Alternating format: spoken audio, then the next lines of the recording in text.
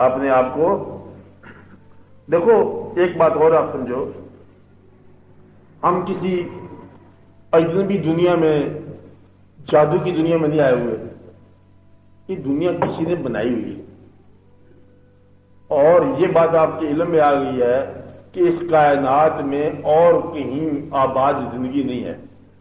یہ بھی آپ کو علم ہو چکا ہے نا، کوئی سیارہ آباد نہیں ہے ابھی تک، کل کو نکل آئے گا تو دیکھا جائے گا، ابھی تک نہیں آیا۔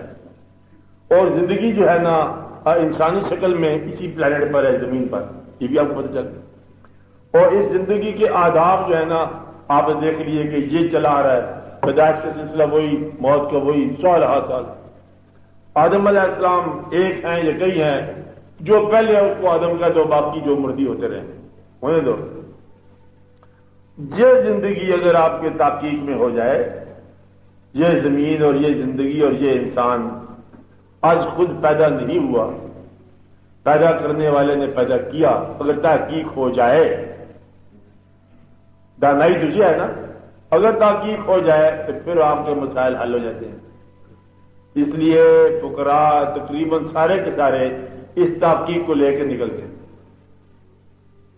کہ تحقیق ہے ان کے پاس کہ یہ زندگی پیدا کرنے والا وہی ہے جس نے دین بھیجا ہے۔ یہ تحقیق جب تک نہ ہونا آپ گھبراتے رہو گے۔ وہی ہے جس نے پیغمبروں کو بھیجا، اور وہی ہے جس نے زندگی بنائی، اور وہی ہے ذات جس نے یہ دنیا بنائی، اور وہی ہے جو مرنے کے بعد بلائے گا، اور وہی ہے جو زندگی کے بعد جو ہے موت دیتا ہے۔ ایک ذات ہے۔ اگر یہ یقین نہ ہو تو پھر آپ کو بات سمجھ نہیں آئے گی، اگر یقین ہو جائے تو پھر آپ کا مسئلہ حل ہو گیا کہ جس طرح اس نے کہا ہے آپ کی آسانی کے لیے یہ زندگی گزارو، آپ کی آسانی ہو جائے گی۔ ورنہ یہ جو ہے اللہ کریم کو اسے کیا فرق پڑتا ہے، کوئی کافر چلا جائے، کوئی مومن چلا جائے، کوئی امیر چلا جائے، کوئی غریب چلا جائے، وہ تو ہر حال میں راضی ہے نا، تو مالک ہے۔ وہ تو مالک ہونے کی حیثیت سے اسے مخلوق سے نفرت نہیں ہے، مخلوق کے عمل کا فیصلہ آج یہ بعد میں ہوگا، اس کے لیے ایک دن مقرر کیا گیا، حساب کا دن، وہ بعد میں ہوگا کہ تم نے پیغمبروں کے بتائے ہوئے راستے پر چلے ہو کہ نہیں۔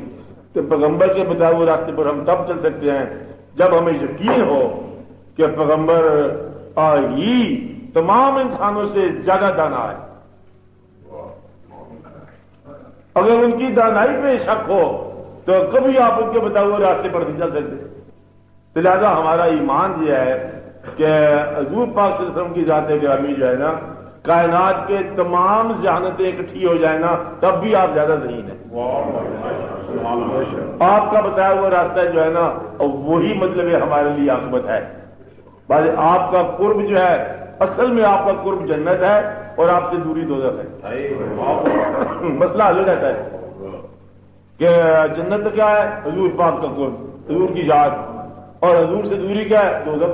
اور دوزخ جنت ہم جانتے ہی کو نہیں کیا ہے تو کیا نہیں ہے، اور یہ بات جو ہے نا حضور پاک کی اپنی نگرانی میں ہوتی ہے، یہ فیصلہ ان کی نگرانی میں ہوتا ہے کہ یہ عشق اور یہ محبت جو ہے نا یہ عطا ہوتی ہے، یہ نقلی نہیں ہو سکتی۔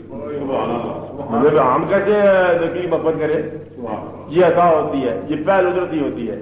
وہ ہوئے مائل کرم خود ہی، ہم نے ان سے کیا ہے پیار، کہاں وہ خود ہی مائل کرم ہوتے ہیں۔ اور پھر یہ بات سمجھ آ جاتی ہے ہر ایک کو۔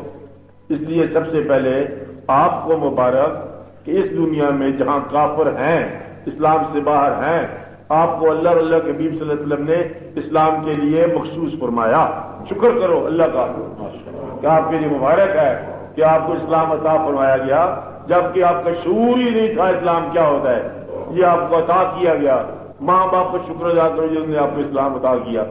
تو یہ اسلام جو ہے نا معمولی واقعہ نہیں ہے، 4 دن کے میلے کے بعد ہمیشہ کے لیے ابدی حیات جاوید جو ہے، حیات مکمل جو ہے وہ آپ کی فلاح پا گئی۔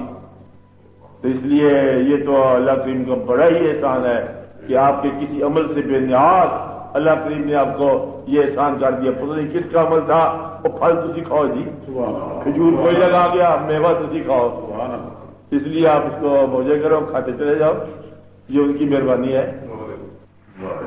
آگے بات سمجھی؟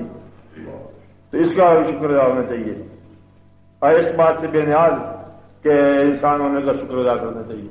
تو یہ آپ کبھی اس میں نہ انوالو ہونا طریقت کیا ہے، تشریعت کیا ہے، بس اب لگے چلو، بحث نہیں کرنی، بس عبادت ہی ہے، عبادت ہے، عبادت کو ذرا محبت کے ساتھ کر لو تو اور اچھی بات ہے، ورنہ عبادت تو فرض ہے ہی۔